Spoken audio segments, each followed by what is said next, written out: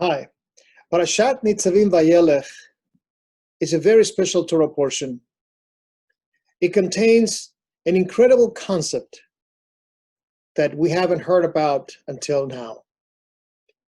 God, Moses, in front of the people of Israel, in front of the heads of the tribes, the officers, in front of ordinary people, Israelites, wives, children, husbands, all assembled, all there to be understandable, to be ready to accept that what we have created during the desert experience is going to continue on in the future.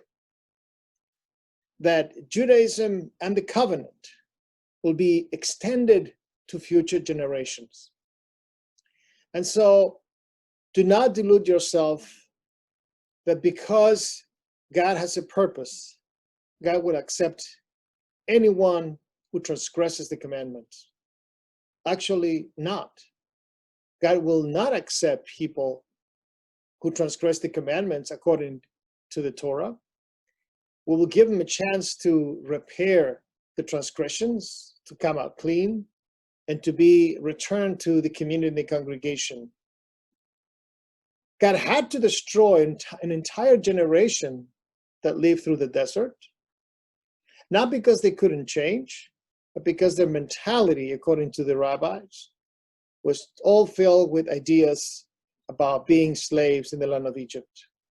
A new generation was needed, but that generation needed to observe the commandments as well, needed to understand what God was after, create a different kind of society where caring for each other is at the top of the ladder. Israel will return to God. Israel will obey the commandments. Israel will have compassion for one another. Israel will return and gather in the land of Israel and succeed. That's basically the message, and it's an importance of this Torah portion. It says very clearly, it shouldn't be too difficult for you. The Torah is not in the sky. The Torah is not made for people who are exceptional. The Torah and the commandments are made for the ordinary person to understand and to fulfill. Men and women have the ability to choose between life and good and death and evil.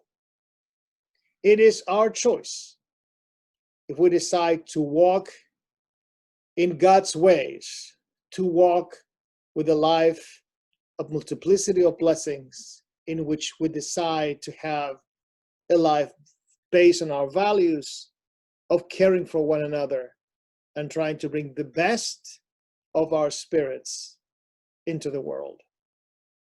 God says, I have said before life and death, choose life, choose blessing. Understand that is for your own benefit, so you may live a long life on this earth. So it comes now, after all these long addresses from Moses to the people of Israel, that it comes now to that basic concept that yes, we have free will, but we strongly suggest that we live a life of worth, a life of goodness, a life of sharing, a life dedicated to make people around us happy or good, people around us more caring.